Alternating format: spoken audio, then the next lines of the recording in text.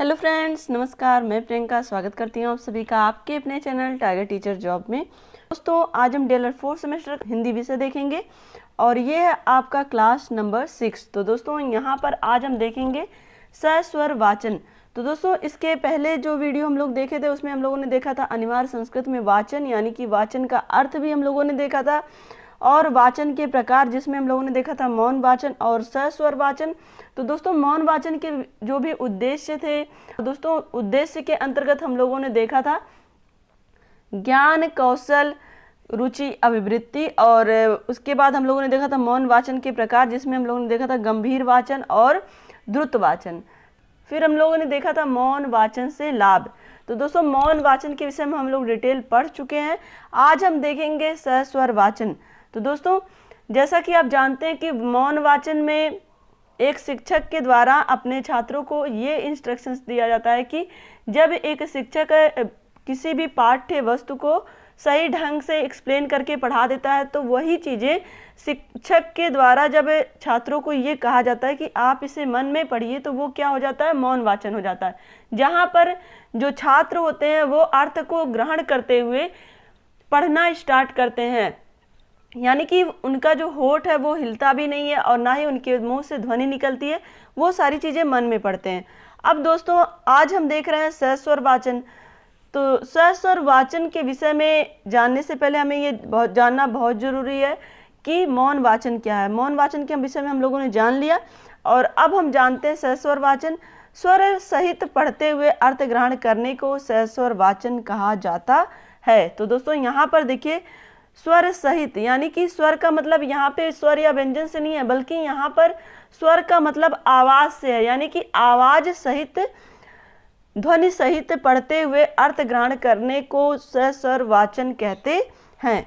तो दोस्तों, यहाँ पर देखिए, सस्वर वाचन के अंतर्गत वर्णमाला के वर्णों को पहचानना, उनको शुद्ध उच्चारण के साथ उचित गति में पढ़ना आदि क्रियाएं सम्मिलित हो जाती हैं। तो दोस्तों, यहाँ पर देखिए, जो सस्वर वाचन होता है, सस्वर वाचन में क्या होता है कि इसके अंतर्गत वर्णमाला के वर्णों को पहचानना भी आता है, उसको शुद्ध उच्चारण के साथ उचित गति में पढ़ना भी आता है, और उसके साथ जो भी क्रियाएं होती हैं, यानी कि उच्चारण के साथ जो भी ध्वनियाँ हमें निकालनी है, किस वे में निकालनी है, किस गति, किस विराम में निकालनी है, वो सारी चीज़ें आती हैं सस्वर वाचन के अंतर्गत।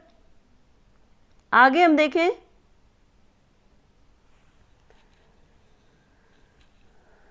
सस्वर पठन की प्रारंभिक अवस्था होती है। जो सस्वर पठन होता है वो पठन की प्रारंभिक अवस्था होती है, और बालक जब बोलना प्रारंभ कर देता है तो उसे सर्वप्रथम बोलकर पढ़ने का अभ्यास कराया जाता है। तो दोस्तों, जैसा कि जानते हैं कि जो बालक जब विद्यालय में जाना शुरू करता है या फिर घर पे ही, जब चूंकि जो बालक होते हैं उनकी प्रथम पाठशाला परिवार को माना गया है, तो जब वो बोलना शुरू करता है तो उसको धीरे धीरे चीज़ों को बताना शुरू किया जाता है परिवार के माध्यम से, कि वो चीज़ों को सुनकर पढ़ना और बोलना सीखे। क्लियर? तो दोस्तों, अब हम देखेंगे सस्वर वाचन के उद्देश्य क्या हैं। यहाँ पे देखिए, सस्वर वाचन के उद्देश्य, सस्वर वाचन के उद्देश्यों को हम निम्नलिखित क्रम से संगठित कर सकते हैं। तो दोस्तों, यहाँ पर देखिए, ज्ञान, कौशल, रुचि और अभिवृत्ति। तो दोस्तों, तो यहाँ पर हमें ये देखना है कि ज्ञान का क्या उद्देश्य है। यहाँ पे जो भी सस्वर वाचन से संबंधित ज्ञान के क्या उद्देश्य हैं। तो दोस्तों, विद्यार्थियों को लिपि का स्पष्ट ज्ञान कराना और उनके शब्द सूक्ति के भंडार के विषय में वृद्धि करना, ये सारी चीज़ें किसके अंतर्गत आती हैं, ज्ञान के अंतर्गत आती हैं। और दोस्तों, अगर हम बात करें विद्यार्थियों को वाक्य रचना का भी ज्ञान कराना और उनको विभिन्न लेखन शैलियों से परिचित कराना, ये सब किसके अंतर्गत आता है, ज्ञान के अंतर्गत आता है। अब हम देखेंगे दोस्तों कौशल के विषय में। कौशल के विषय में क्या कहा जाता है सस्वर वाचन के उद्देश्य के बारे में। दोस्तों, विद्यार्थियों को उचित आसन में उचित भाव मुद्रा के साथ पूर्ण मनोयोग के साथ सस्वर वाचन यानी कि सस्वर पठन कराने में प्रशिक्षित करना, सस्वर पठन करने में प्रशिक्षित करना, ये क्या होता है, कौशल एक, यानी कि वहाँ पे जो छात्र हैं उनके अंदर एक स्किल डेवलप करना कि किस तरह से वो पठन करें। क्लियर? और दोस्तों, यहाँ पर हमें ये भी ध्यान रखना है कि जो विद्यार्थी हैं उनको लिखित सामग्री का केंद्रीय भाव ग्रहण करने और उनकी समीक्षा करने में भी उनको प्रशिक्षित किया जाए। जो भी लिखित सामग्री दी जाए उसके मतलब को समझे छात्र, और एक तरह से यहाँ पे हम कह सकते हैं कि उसकी समीक्षा करने में भी वो प्रशिक्षित हों। क्लियर। यहाँ पर देखिए नंबर 3 है रुचि। विद्यार्थियों की अध्ययन में रुचि उत्पन्न करना। एक शिक्षक को सहस्वर वाचन के माध्यम से कि किस तरह से बालक पढ़ने में रुचि ले, और साथ ही यहाँ पर अगर हम देखें तो विद्यार्थियों के पठन सामग्री का विश्लेषण कर उनके मूल्यांकन में भी रुचि उत्पन्न करना कि किस तरह से जो पठन सामग्री है वो हमारे लिए कितनी महत्वपूर्ण है, उसके विषय में भी जो छात्र हैं स्वयं से मूल्यांकन करें। क्लियर। तो इन सब चीज़ों के लिए उसके अंदर रुचि उत्पन्न करना है। यहाँ पर देखिए अभिवृत्ति यानी कि चौथा पॉइंट है दोस्तों, विद्यार्थियों में भाषा सीखने एवं विभिन्न ज्ञान प्राप्त करने की प्रवृत्ति का विकास करना कि किस तरह से जो भाषा है उसके लिए हमें उसके उच्चारण को जानना आवश्यक है, उसके जो भी विराम चिन्ह है या फिर हम कह सकते हैं अनुस्वार विसर्ग यानी कि जो भी वर्णमाला के अंतर्गत जितनी सारी चीज़ें आती हैं और जो भी भाषा सीखने के लिए आवश्यक है वो सारी चीज़ों का उसके अंदर ज्ञान होना चाहिए और उसके अंदर रुचि उत्पन्न करना है और उसके लिए उसको प्रेरित करना है। दोस्तों, विद्यार्थियों में भाषा, साहित्य, देश, जाति और धर्म के प्रति आदर के अस्थायी भाव का निर्माण करना भी यहाँ पर आवश्यक है। और दोस्तों ये सारी चीज़ें शिक्षक सहस्वर वाचन के माध्यम से अपने छात्रों को बता सकता है, उनको सहस्वर वाचन के माध्यम से उनको ये रियलाइज करा सकता है कि जो चीज़ें वो पढ़ रहे हैं उसका अर्थ भी ग्रहण करें। क्लियर। अब हम देखेंगे दोस्तों यहाँ पर सहस्वर वाचन के प्रकार। सहस्वर वाचन के मुख्य 2 भेद होते हैं। जैसे दोस्तों हम लोगों ने देखा था मौन वाचन के प्रकार में कि मौन वाचन में भी गहन गंभीर वाचन था और द्रुत वाचन था। ये सारी चीज़ें हम लोग अगली वीडियो में पढ़ चुके थे। तो ये सारी चीज़ें जिस तरह से थी कि मौन वाचन में 2 प्रकार थे, उसी तरह से सहस्वर वाचन के भी यहाँ पे 2 भेद बताए गए हैं। इसमें देखिए पहला पठनकर्ता की संख्या के आधार पर, यानी कि जो भी पाठ को पढ़ रहे हैं उनकी संख्या क्या, उसके आधार पर सहस्वर वाचन के प्रकार यहाँ पे दिए गए हैं। तो पठनकर्ता की संख्या के आधार पर सहस्वर वाचन के 2 प्रकार होते हैं। इसमें देखिए पहला है व्यक्तिगत वाचन और दूसरा है सामूहिक वाचन। क्लियर। तो यहाँ पे एक अकेले बच्चा पढ़ रहा है या फिर कई सारे जो छात्र हैं वो पढ़ रहे हैं, तो यहाँ पर ये जो पठनकर्ता की संख्या के आधार पर 2 भेद बताए गए हैं, व्यक्तिगत वाचन और सामूहिक वाचन। क्लियर। आगे हम देखते हैं दोस्तों, और दूसरा यहाँ पर देखिए कक्षा शिक्षण की दृष्टि से। यहाँ इसके पहले हम लोगों ने देखा था संख्या की दृष्टि से, और यहाँ पे कक्षा शिक्षण की दृष्टि से हम देखेंगे। तो कक्षा शिक्षण की दृष्टि से सहस्वर वाचन के 3 प्रकार होते हैं। पहला आदर्श वाचन, दूसरा है अनुकरण वाचन और तीसरा है संवेद वाचन। क्लियर। तो आदर्श वाचन, अनुकरण वाचन और संवेद वाचन। आदर्श वाचन में क्या होता है, यहाँ पे एक शिक्षक वाचन कर रहा है और सारे छात्र जो हैं वो सुन रहे हैं। अनुकरण वाचन में क्या है कि शिक्षक जो भी पढ़ रहा है उसको सुन करके वो अनुकरण कर रहे हैं, सीख रहे हैं, यानी कि सहस्वर वाचन कर रहे हैं। और संवेद वाचन में शिक्षक के साथ ही वो सारे लोग पढ़ रहे हैं। क्लियर। सहस्वर वाचन के 3 प्रकार होते हैं, आदर्श वाचन, अनुकरण वाचन और संवेद वाचन। क्लियर। आगे हम देखते हैं सहस्वर वाचन से लाभ क्या क्या है।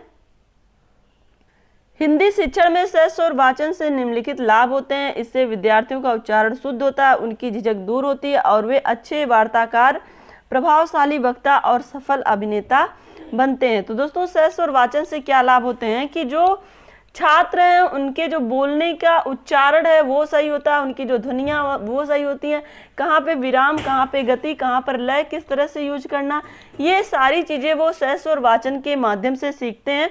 तो एक तरह से उनके अंदर का जो हेजिटेशन होता है, जो झिझक होती है, वो धीरे धीरे दूर होती है और इस तरह से वो एक अच्छे वार्ताकार बनते हैं, एक प्रभावशाली वक्ता बनते हैं और साथ ही एक सफल अभिनेता भी बनते हैं, जहां पर वो अपनी वाणी को बहुत ही अच्छे ढंग से रिप्रेजेंट करते हैं। क्लियर। यहाँ पे देखिए दोस्तों दूसरा नंबर है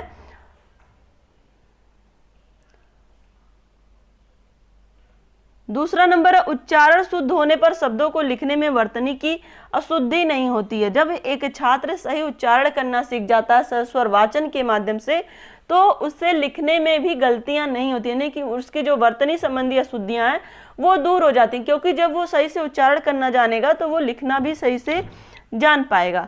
यहाँ पर देखिए नंबर तीसरा, छात्रों की मौखिक एवं लिखित दोनों प्रकार की भाषाओं में सुधार होता है। सहस्वर वाचन के माध्यम से, चाहे वो मौखिक भाषा हो या फिर लिखित भाषा हो, दोनों तरह की भाषाओं में सुधार होता है, क्योंकि जब वो उच्चारण सही करेगा तो लिखेगा भी सही।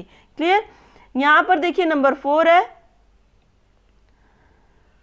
कक्षा शिक्षण की दृष्टि से शिक्षक के आदर्श स्वरवाचन से कक्षा में जीवंतता बनी रहती है। यानी कि अगर हम देखें कक्षा शिक्षण की दृष्टि से, तो अगर एक शिक्षक आदर्श स्वरवाचन से कक्षा में जीवंतता अगर एक शिक्षक आदर्श से स्वर वाचन करा रहा है तो उससे क्या होता है, कक्षा में जीवंतता बनी रहती है। यानी कि जो कक्षा का वातावरण रहता है वो एक सजीव वातावरण रहता है, उसमें किसी तरह का बनावटीपन नहीं रहता है।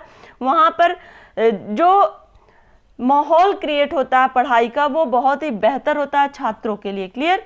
यहाँ पर देखिए नंबर 5 है, जब विद्यार्थी शिक्षक का अनुकरण कर स्वयं सस्वर वाचन करते हैं तो उनके पठन कौशल का विकास होता है। यानी कि यहाँ पर जब एक शिक्षक अपने छात्रों को अपनी पढ़ाई हुई बातों को दोहराने के लिए कहता है तो वहां पर जो छात्र हैं वो उनका अनुकरण कर रहे हैं और सुन करके वो सहस्वर वाचन कर रहे हैं, तो कहीं ना कहीं जो शिक्षक उच्चारण कर रहा है वही सेम उच्चारण छात्र भी करेंगे और धीरे धीरे उनके उच्चारण संबंधी अशुद्धियां भी दूर होंगी और साथ ही लेखन शैली में भी उनके सुधार आएगा। तो ये होते हैं सहस्वर वाचन से लाभ। और यहाँ पर देखिए नंबर 6 है, सहस्वर वाचन से भाषा शिक्षण सरल एवं सहज हो जाता है। तो दोस्तों सहस्वर वाचन से जो भाषा शिक्षण होता है वो सहज और सरल हो जाता है। साथ ही जो कम्युनिकेशन होता है भाषा का, एक तरह से कह सकते हैं जहाँ पे वार्तालाप की बात कर लें या फिर छात्रों के लिए जो भाषा प्रयोग कर रहे हैं वो कहीं ना कहीं उसमें जो का यूज हो रहा है, जो विराम का यूज हो रहा है, जो उच्चारण का यूज हो रहा है, जो ध्वनियों का यूज हो रहा है, वो बहुत ही सही और सटीक हो जाती है सहस्वर वाचन के माध्यम से। क्लियर।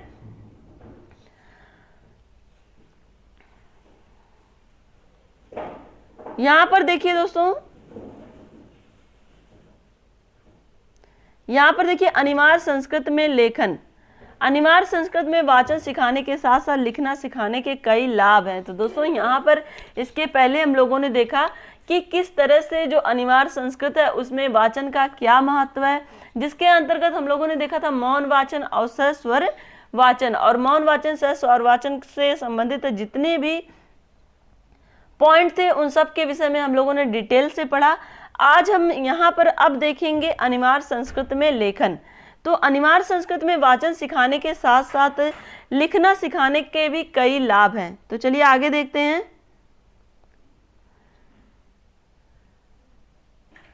यहाँ देखिए प्रथम लाभ यह है कि देखना, सुनना तथा करना ये तीनों क्रियाएं लिखने के साथ साथ चलती रहती हैं। यानी कि जब एक छात्र लिखना प्रारंभ करता है तो वो देखता भी है, सुनता भी है, और इस तरह से ये तीनों क्रियाएं एक साथ चलती हैं। अतः लिखना और पढ़ना एक दूसरे में सहायक होते हैं। और द्वितीय लाभ यह होता है कि लिखने की शारीरिक क्रिया पढ़ने को रोचक बना देती है। जब एक छात्र लिखना शुरू करता है तो कहीं ना कहीं वो चीजों को पढ़ता भी है और इस तरह से वो रुचि लेना प्रारंभ कर देता है। क्लियर। अब हम देखेंगे दोस्तों लेखन का अर्थ। जब व्यक्ति अपने भावों एवं विचारों को लिखकर अभिव्यक्त करता है तो उसे लेखन कहा जाता है। यहाँ पे देखिए लेखन का क्या अर्थ होता है, बहुत ही सिंपल सा अर्थ है कि जब हम अपने भावों और विचारों को, हमारे अंदर जो भी भाव किसी भी पर्टिकुलर चीज के लिए आते हैं मन में, उन भावों और विचारों को एक लेखन के माध्यम से यानी लिख करके हम व्यक्त करते हैं तो वो क्या कहलाता है, लेखन कहलाता है। अनिवार्य संस्कृत भाषा के लेखन की प्रचलित व सर्वमान्य विधि देवनागरी लिपि है। और दोस्तों अगर हम बात करें अनिवार्य संस्कृत की, तो अनिवार्य संस्कृत को जो लिपि है वो किस लिपि में है, देवनागरी लिपि में। और देवनागरी लिपि में हिंदी एवं संस्कृत की ध्वनियों की बनावट एवं उच्चारण में अत्यंत सूक्ष्म अंतर है। तो दोस्तों अगर हम बात करें देवनागरी लिपि, तो हमारी हिंदी भाषा जो है उसकी भी लिपि देवनागरी है और संस्कृत की लिपि भी देवनागरी है। दोस्तों अगर हम देखेंगे यहाँ पर चूंकि संस्कृत से ही हिंदी का रूपांतरण हुआ है तो कहीं ना कहीं दोनों की लिपि तो सेम है ही। तो यहाँ पर हम देखें इसीलिए छात्रों को हिंदी भाषा का ज्ञान होने के बाद भी उनसे संस्कृत लेखन में गलतियाँ होना हो जाना जो होता है वो स्वाभाविक होता है, क्योंकि जो संस्कृत की लिपि है या फिर हिंदी की लिपि है, दोनों की लिपि सेम है, लेकिन जहाँ पे उच्चारण की बात करें और अलग अलग तरह के अनुसार विसर्ग और हलंत की बात करें तो ये सारी चीज़ें, हिंदी में हलंत का प्रयोग कम और संस्कृत में ज़्यादा होता है, तो कहीं ना कहीं चीज़ों का ध्यान रखना पड़ता है और ये सारी चीज़ें छात्र भूल भी जाते हैं और यही सारी गलतियां छात्रों से स्वाभाविक तौर पर हो जाती हैं। यहाँ पर हम देखें संस्कृत लेखन संबंधी त्रुटियों को कम करने के लिए छात्रों को लेखन अभ्यास कराने की बहुत ही ज़्यादा आवश्यकता होती है। तो दोस्तों यहाँ पर हम ये देखें कि जो संस्कृत भाषा है, अगर उसमें लेखन संबंधी जो त्रुटियां हो रही हैं, अगर उसको कम करना है तो कहीं ना कहीं छात्रों में लेखन अभ्यास कराने की बहुत ही ज़्यादा आवश्यकता होती है, क्योंकि छात्र जब तक लिखेंगे नहीं तब तक वो चीज़ों को समझेंगे नहीं, क्योंकि लेखन के साथ साथ जब वो उच्चारण करेंगे तो उनको ये पता चलेगा कि कहाँ पर संस्कृत में विसर्ग का प्रयोग हो रहा है, कहाँ पे हलंत का प्रयोग हो रहा है, तो ये सारी चीज़ें उन्हें बहुत ही ज़्यादा ध्यान देनी पड़ती हैं। अब देखेंगे हम लोग दोस्तों लेखन के उद्देश्य। लेखन के उद्देश्य निम्न है। पहला, इसमें लिखने की शिक्षा का प्रमुख उद्देश्य बालक को इस बात की योग्यता प्रदान करना है कि वह अपनी भावनाओं और अनुभूतियों को लिखकर अपने शब्दों को व्यक्त कर सके। तो दोस्तों लेखन के सामान्य उद्देश्यों की अगर हम बात करें तो लिखने की शिक्षा का जो उद्देश्य होता है वो कहीं ना कहीं बालक में उसकी योग्यता को विकसित करना होता है और वो किस तरह से अपने भावनाओं को और अपनी अनुभूतियों को लिखे। जैसे कि इसके लिए शिक्षक क्या करते हैं कि कभी कभी उन्हें किसी जगह भ्रमण पर ले जाते हैं या फिर कह सकते हैं उन्हें कुछ ऐसी चीज़ें दिखाते हैं जिसको वो चीज महसूस कर सके, रियलाइज कर सके, उसके बारे में अपने विचारों को व्यक्त करने के लिए वो उनसे लिखने के लिए कहते हैं। तो ये सारी चीज़ें कहीं ना कहीं जो छात्र हैं उनके अंदर लेखन कला का विकास करने के लिए भी शिक्षक करता है। क्लियर? आप लोग को भी याद होगा कि जब आपके शिक्षक आपको टूर पर ले जाते थे तो वहाँ से आने के बाद आपको उस भ्रमण के विषय में लिखने के लिए बोलते थे, और यहाँ पर लिखने के लिए उनका जो बोलने का मेन उद्देश्य भी यही था कि जो मेरे छात्र हैं उनके अंदर लेखन कला का विकास हो, कि वो किस तरह से अपने भावनाओं, अपने विचारों को अभिव्यक्त करते हैं। क्लियर? अब यहाँ पर देखिए नंबर 2 पॉइंट है, बालक ने पढ़कर, सुनकर या मौखिक भाषा के माध्यम से जिन शब्दों का अर्जन कर लिया उसका प्रयोग करने का उन्हें अवसर देना चाहिए, और इस प्रकार छात्र इन शब्दों का प्रयोग करना सीख सकते हैं। तो दोस्तों यहाँ पर एक शिक्षक के लिए कहा जाता है कि जब एक शिक्षक अपने शिक्षण के माध्यम से कोई भी चीज़ समझाता है या बताता है या किसी भी वर्ड के विषय में बताता है तो कहीं ना कहीं उसे ये अवसर देना चाहिए कि वो अपने छात्रों से कहे कि जो चीज़ें मैंने बताई थी उसका प्रयोग करके आप चीज़ों को अपने विचारों में लिखकर मुझे दिखाओ। तो इस तरह से जो छात्र है वो चीज़ों को समझेगा और सीखेगा भी। क्लियर? तो ये सारी चीज़ें हम लोगों ने देखी। आगे हम देखेंगे दोस्तों लेखन के विशिष्ट उद्देश्य। सामान्य उद्देश्य के अंतर्गत हम लोगों ने देखा कि क्या क्या चीजें शिक्षक अपने छात्रों से एक्सपेक्टेशन करता है। अब हम देखेंगे विशिष्ट उद्देश्य के अंतर्गत लेखन के। दोस्तों लेखन के विशिष्ट उद्देश्य को हम निम्न प्रकार से विभाजित कर सकते हैं। इसमें देखिए ज्ञान संबंधी उद्देश्य क्या क्या होते हैं। छात्रों को लिपि, शब्द भेद, सूक्ति, लोकोक्ति और मुहावरे का ज्ञान कराना, ये लेखन संबंधी उद्देश्य के अंतर्गत ज्ञान संबंधी उद्देश्य में आता है कि क्या क्या चीजें छात्रों को ज्ञात है उनके विषय में बताना। और यहाँ पर देखिए नंबर 2 पर है छात्रों को शब्दों की शुद्ध वर्तनी, वाक्य रचना के नियम, विराम चिन्हों, संधियों एवं समासों का प्रयोग एवं साहित्य की विभिन्न विधाओं, उनकी विभिन्न लेखन शैलियों का ज्ञान कराना। तो दोस्तों यहाँ पर देखिए एक शिक्षक का जो लेखन संबंधी उद्देश्य होता है वो ज्ञान के संबंध में अगर हम बात करें तो यहाँ पर एक शिक्षक अपने छात्रों की वर्तनी, वाक्य रचना और विराम चिन्ह और संधियों एवं समासों का प्रयोग करके साहित्य के विभिन्न विधाओं के विषय में, उसके जो विभिन्न लेखन शैलियाँ उसके विषय में उसे कितना ज्ञान है वो लेखन के माध्यम से शिक्षक अपने छात्रों से जानना चाहता है। और दोस्तों यही रीजन है कि शिक्षक अपने छात्रों में लेखन प्रतियोगिता करवाता है, चाहे वो नाटक से संबंधित हो या फिर कविता से संबंधित हो, किसी भी तरह का कंपटीशन हो लेकिन वो लेखन से संबंधित हो, तो वहाँ पे एक शिक्षक अपने छात्रों की लेखन कला को जानना चाहता है कि उसके अंतर्गत कितनी कैपेसिटी है, जो चीज़ें मैंने बताई वो कितना तक सीखा। क्लियर? अब हम देखेंगे दोस्तों यहाँ पर कौशल संबंधी क्या उद्देश्य होते हैं। दोस्तों छात्रों को शुद्ध उच्चारण, उचित आरोह अवरोह, यानी कि कहाँ पर उतार चढ़ाव आते हैं, जहाँ पे ध्वनियों में जो उतार चढ़ाव आते हैं, जब भी शिक्षक अपने छात्रों को बोलता है या बताता है, जहाँ पर वो स्वर वाचन के माध्यम से बोलते हैं, यानी कि यहाँ पर मात्रा किस तरह से लगानी है, आरोह अवरोह, क्योंकि यहाँ पे लिखने की बात हो रही है, तो जब एक छात्र धीमे स्वर में बोलेगा तो वहाँ पे मात्राएं छोटी वाली लगती हैं, लेकिन जब वो तेज स्वर में बोलता है तो बड़ी मात्रा का प्रयोग होता है। तो इस तरह से उतार चढ़ाव जो आते हैं, लय आता है भाषा में, उन सब चीज़ों के विषय में भी शिक्षक अपने छात्रों को बताता है, समझाता है, और सस्वर पठन करने और पूर्ण मनोयोग के साथ मौन पठन करने में भी उन्हें निपुण बनाता है। क्लियर। और यहाँ पर देखिए नंबर 2 पर है, छात्रों को विषयानुसार भाषा शैली का प्रयोग करने और अपने विचारों को तार्किक क्रम में अभिव्यक्त करने में निपुण करना। तो यहाँ पे ये भाषा शैली का प्रयोग करते हुए छात्रों को निपुण बनाता है, और किस तरह से, तार्किक क्रम में, जहाँ पे वो चीजों को कंपेयर करके पढ़ना सीखता है। क्लियर। यहाँ पे देखिए दोस्तों तीसरा नंबर है रुचि संबंधी उद्देश्य। लेखन के रुचि संबंधी उद्देश्य निम्न है, जिसमें पहला हम देखें तो छात्रों में साहित्याध्ययन एवं स्वाध्याय के प्रति रुचि उत्पन्न करना, यानी कि जो भी साहित्य है उसका अध्ययन करें छात्र, और खुद से भी, अपने आप से भी वो खुद से पढ़ना सीखें, जिससे कि उनके अंदर जो रुचि है, यानी कि उनकी जो अपनी शिक्षा के प्रति, या फिर कह सकते हैं पढ़ने के लिए जो लगाव है, वो विकसित हो। और यहाँ पर हम देखें छात्रों में अपने भाव एवं विचारों को लेखबद्ध करने की रुचि उत्पन्न करना। तो यहाँ पे देखिए जो पठन है उसके माध्यम से शिक्षक अपने छात्रों में ये रुचि उत्पन्न करता है कि किस तरह से वो अपने भाव और विचारों को लेखबद्ध करने की रुचि उत्पन्न करें, यानी कि वो लिखना सीखें कि जो चीज़ उन्होंने रियलाइज किया वो किस तरह से वो रिप्रेजेंट कर सकते हैं। क्लियर। अब यहाँ पे हम देखेंगे दोस्तों नंबर 4 है अभिवृत्ति संबंधी उद्देश्य, यानी कि छात्रों में भाषा एवं साहित्य के प्रति आदर और स्थायी भाव बनाना, और उनकी सृजनात्मक शैलियों का विकास करना, उन्हें भौतिक रचना करने की ओर प्रवृत्त करना, कि जिस तरह से उन्होंने चीज़ों को समझा, जिस तरह से उन्होंने भाषा को जाना है अलग अलग तरीके से, तो उसके विषय में उनके अंदर अस्थायी भाव पैदा हो, यानी कि वो अपनी भाषा के प्रति आदर करें, और साथ ही एक सृजनात्मक शक्ति का उनके अंदर विकास हो, चीज़ों को और अच्छे ढंग से वो रिप्रेजेंट करना सीखें, और भौतिक रचना की ओर वो प्रवृत्त हों।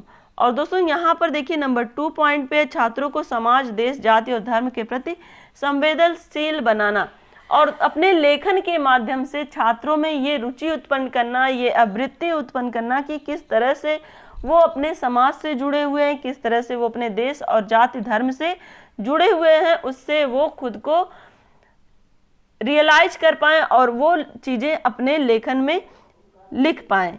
तो दोस्तों यहाँ पर ये सारी चीज़ें हम लोगों ने बहुत ही अच्छे ढंग से देखी, और आशा करती हूँ कि आपको लेखन, और इसके पहले जब हम लोग देखे हैं सस्वर वाचन के विषय में, वो सारी चीज़ें सही ढंग से समझ में आई होंगी। और जहाँ पर भी आपको कोई दिक्कत होगी कमेंट करके हमें ज़रूर बताइएगा। और दोस्तों वीडियो को लाइक कर दीजिएगा और अपने दोस्तों के साथ शेयर कर दीजिएगा, और target UP TET CTET app ज़रूर डाउनलोड कर लीजिएगा, और उस पर जा कर के आप टेस्ट भी दीजिएगा, जिससे कि आपको ये पता चलेगा कि आपकी जो तैयारी है वो कितनी बेहतर हो रही है। और आज के लिए बस इतना ही। अगर आप चैनल पर नए हैं तो प्लीज़ चैनल को सब्सक्राइब भी कर लीजिएगा, और इसी तरह से आप अपनी मेहनत जारी रखिए, अपना भी ध्यान रखिए, अपनों का ध्यान रखिए, अपने आसपास सफाई रखिए। हमसे जुड़ने के लिए थैंक यू सो मच। जय हिंद।